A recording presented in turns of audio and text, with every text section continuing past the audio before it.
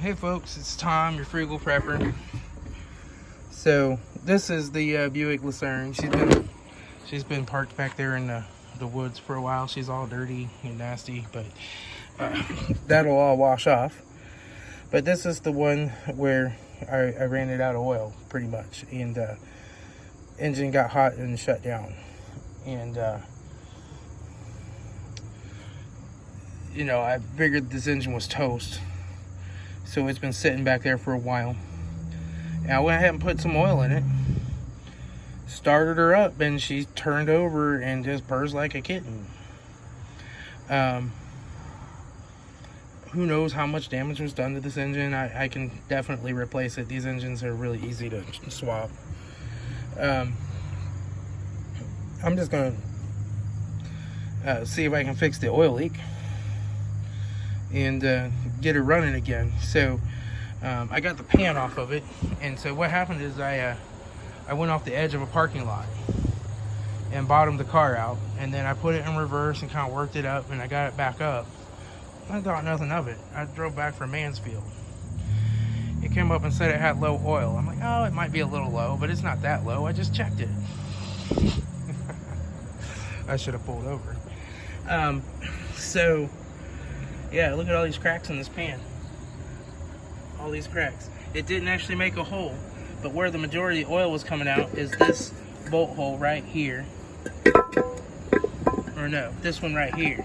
This is where the majority of the oil was leaking. So it's one of these cracks right around it that was leaking the most oil, but it was kind of seeping everywhere. Just the whole bottom of the pan was all wet from all these cracks that are in it. But you look at the bottom of the pan, you don't see any cracks. I see some silicone. That's not from me. That might be where it's been done before and somebody's just kind of put some silicone on it to seal it. I don't know. But she's cracked pretty good. So I got another oil pan. This one I think came off a Pontiac or something down at the junkyard. A friend pulled it for me. So I'm going to replace it. This one doesn't have any of those cracks in it. I can't really see because I still have the baffle in there, but it doesn't. It looks perfect. It was really dirty, like nobody had ever changed the oil in it, so I had to spray it out quite a bit, but it's clean now. So I got complete gasket sets and bearing sets and everything for this engine because I'm always working on these engines. But got a set of rod bearings here. These got the Chinese, or these got the American Eagle on them. Yeah, but they're made in China. But I'm probably going to go ahead and at least replace the rod bearings. The main bearings, you can't really get to those. I mean, I can replace the bottom one, but not the top one easily without pulling the transmission so I can get the crank down. So I'm not going to worry about that.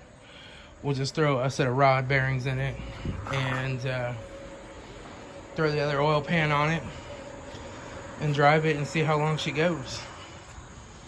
If that don't work, I'll get another engine drop in here.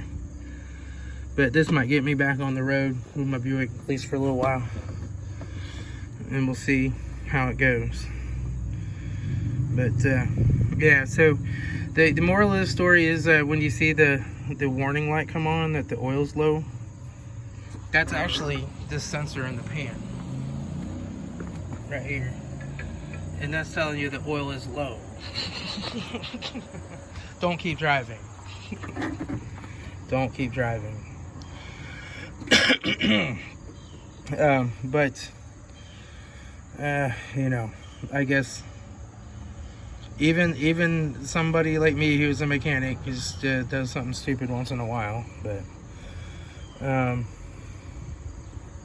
we'll see if she lives.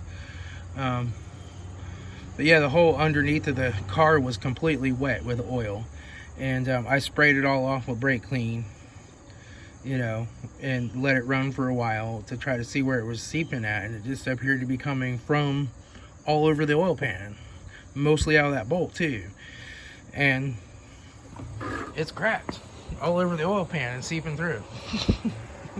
I've never seen that before. I've seen holes knocked in them. I've just never seen one cracked like that and leaking. Especially when you can't see the crack from the other side, really. It's really interesting.